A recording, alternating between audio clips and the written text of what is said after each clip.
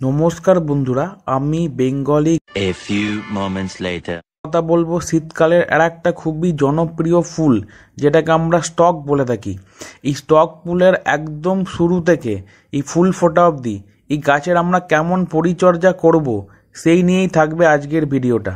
তো ভিডিওটা একদম প্রথম থেকে লাস্ট অবধি দেখুন এবং এই টাইপের ভিডিও পেতে অবশ্যই আমার চ্যানেলকে সাবস্ক্রাইব করুন। নার্সারি থেকে এই স্টক গাছের একদম ছোট চারা কিনে নিয়ে আসার 3 দিন পর এই গাছগুলোকে আমি 8 ইঞ্চির টবে ডাইরেক্টলি ফাইনাল পটিং করে দিয়েছিলাম। ফাইনাল পটিং করার 20 থেকে 25 দিন পর দেখুন আমার গাছগুলো এরম অবস্থাতে এসেছিল। সব থেকে প্রথমে এই গাছের মাটি তৈরি করার ব্যাপারে যদি আমি চলে যাই, তো স্টক গাছের মাটি তৈরি করতে আমাদের 4খানা জিনিস লাগবে। আমি এখানে 40% মতো নর্মাল মাটি বা যেটাকে গার্ডেন সয়েল বলে এই মাটি নিয়েছিলাম। ওর সাথে আমি 30% মতো ভার্মি কম্পোস্ট বা কেঁচো সার এইটা ইউজ করেছিলাম। ওর সাথে আমি 20% কনস্ট্রাকশন স্যান্ড বা নর্মাল বালি এটা ইউজ করেছি এবং 10% মতো কোকোপিট। এই 4খানা জিনিসকে ভালোভাবে মিশিয়ে আমি এই স্টক গাছের মাটি প্রস্তুত করেছিলাম। কোকোপিট না থাকলে কোকোপিটটা বাদ দিয়ে বাকি 3খানাকে মিশিয়ে আপনারা এই মাটি তৈরি করতে পারেন। মাটির পরে আমি চলে আসবো এই গাছের ফার্টিলাইজার বা সারের ব্যাপারে। স্টক গাছের ফাইনাল প্রতিস্থাপন করার পর যখন থেকে এই গাছ একটু বাড়তে শুরু করবে, ওই সময় থেকে আমরা দেওয়া শুরু করব এই গাছে সরিষার খোলের জল বা মাস্টার্ড কেক ফার্টিলাইজার। সরিষার খোল একটা পাত্রে নিয়ে ওর মধ্যে জল মিশিয়ে এই খোলটাকে 4 দিন আমরা পচাবো।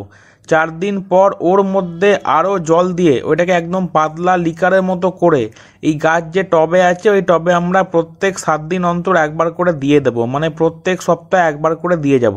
ছোট অবস্থায় শুধু সরিষার খোলের জল দিলেই হবে, আর কোনো ফার্টিলাইজার লাগবে না। ফার্টিলাইজারের পর চলে আসবো এই গাছের পিঞ্চিং করার ব্যাপারে।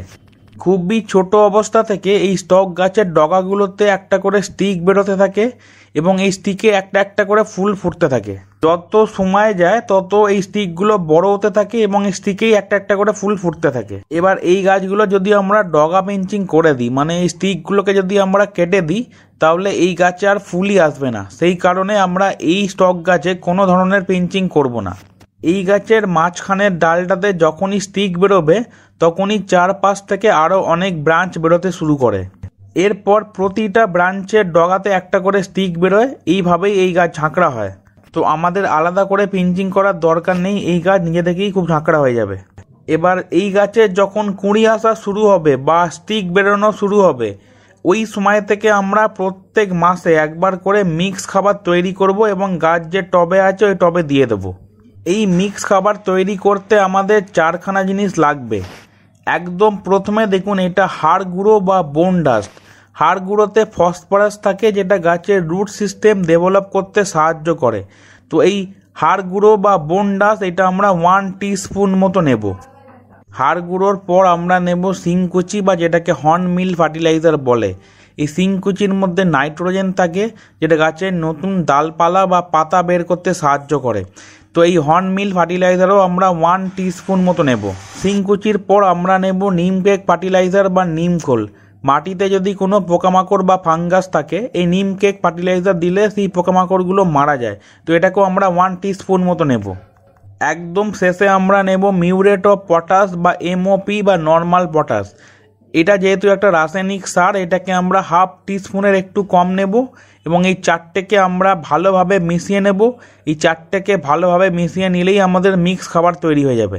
হাড় গুঁড়ো, সিংকুচি বা মিউরেট অফ পটাশ না থাকলে ওর বদলে আপনারা সরিষার খোল 2 চামচ বা 2 টিস্পুন ইউজ করতে পারেন। এবার স্টক গাছ যে টবে আছে এই টবের চারপাশের মাটিটাকে আমরা হালকা করে খুশে নেব। এটা আমরা খুবই সাবধানে করব যাতে স্টক গাছের কোনো ক্ষতি না হয় বা এর কোনো শিকড় ছিঁড়ে না যায়। এবার এতক্ষণ যে মিক্স খাবার তৈরি করলাম এই মিক্স খাবার আমরা এই গাছের টবের চারপাশে দিয়ে দেব। তো আমি এখানে 3 চামচ বা 3 টিস্পুন মতো এই মিক্স খাবার এই গাছের টবে দিয়ে দিচ্ছি। এটাকে আপনারা টবের সাইজ অনুযায়ী দিতে পারেন। আমার 8 ইঞ্চির টব, আমি এখানে 3 চামচ দিলাম। যদি আপনাদের টব ছোট বা বড় হয় সেই অনুযায়ী আপনারা এই মিক্স খাবার কমিয়ে বা বাড়িয়ে নেবেন। মিক্স খাবার দেবার পর আমরা হালকা করে মাটিগুলো ঢাকা দিয়ে দেব। এই মাটি ঢাকা দিয়ে দেওয়ার পর এই টবে আমরা ভালো করে জল দিয়ে দেব। যখনই কোনো মিক্স খাবার দেব তারপরে টবে ভালো করে জল দিয়ে দিতে হয়। এই মিক্স খাবার আমরা প্রত্যেক মাসে একবার করে দিয়ে যাব যতদিন এই গাছ বেঁচে থাকবে, মানে ফেব্রুয়ারি মার্চ অবধি প্রত্যেক মাসে একবার করে দিলেই হবে। আর তাছাড়া যেটা বললাম যে প্রত্যেক 7 দিন অন্তর মানে প্রত্যেক সপ্তাহে এই সরিষার খোলের পাতলা করে জল তৈরি করে গাছে দিয়ে যাব। এই মিক্স খাবার চলবে আর এই সরিষার খোলের জল চলবে, এর বাইরে আর কোনো ফার্টিলাইজার আমরা দেব না। এই সরিষার খোলের জল প্রত্যেক 7 দিন অন্তর একবার করে দেব এবং এই মিক্স খাবার যেটা তৈরি করে দেখালাম এটা প্রত্যেক মাসে একবার করে দেব। তো আশা করছি ফার্টিলাইজারের ব্যাপারটা আমি ডিটেলসে বোঝাতে পারলাম। এরপর হচ্ছে এই গাছে জল দেবার ব্যাপারটা। তো এই গাছে জল দিতে খুব একটা প্রবলেম হয় না, নর্মালি আমরা বাকি গাছে যেভাবে জল দিই ওইভাবে এই গাছেও জল দিয়ে যাব। তবে কোনো গাছেই ওভার ওয়াটারিং করা উচিত নয়, বেশি জল দিলে গাছের শিকড় পচে যায়। তো যখন এই গাছের টবের ওপরকার মাটি একটু শুকিয়ে আসবে তখনই আমরা এই গাছে জল দিয়ে দেবো, নয়তো আমরা এক্সেস জল দেবো না। এরপর হচ্ছে এই গাছ আমরা কোথায় রাখবো, তো একদম ফুল সানলাইটে রাখবো, যেখানে সকাল থেকে বিকেল অবধি সূর্যের আলো ডাইরেক্টলি এই গাছের পাতায় পড়বে। যত বেশি সূর্যের আলো এই গাছের পাতায় পড়বে তত বেশি এই গাছে ফুল আসবে, তত বেশি এই গাছ ঝাঁকড়া হবে। এরপর হচ্ছে এই গাছের রোগ পোকা। তো এই গাছে খুব একটা রোগ পোকার আক্রমণ হয় না, তো আমরা অযথা এই গাছে কোনো কিছু স্প্রে করব না। যদি এই গাছে কোনো পোকামাকড়ের আক্রমণ হয় সেই ক্ষেত্রে আমরা যে কোনো পেস্টিসাইড স্প্রে করতে পারি, নয়তো আমরা কোনো কিছু স্প্রে করব না। এবার আপনারা যদি প্রিকশন নিতে চান তাহলে 15 দিন অন্তর যে কোনো কীটনাশক নেবেন এবং গাছের পাতায় ভালো করে স্প্রে করে দেবেন। এবার এতক্ষণ যা যা পরিচর্যা করলাম এই পরিচর্যাগুলো করার 15 দিন পর দেখুন এই গাছগুলোতে ফুল ফোটা আরম্ভ হয়েছে। দেখুন এই গাছে একটা করে স্টিক বেরিয়েছে এবং প্রতিটা স্টিকে একটা একটা করে ফুল ফুটতে শুরু করেছে। এবার যত সময় যাবে এই গাছের 4-5 থেকে এরম অনেক স্টিক বেরোবে। দেখুন 4-5 থেকে অনেক স্টিক বেরোচ্ছে।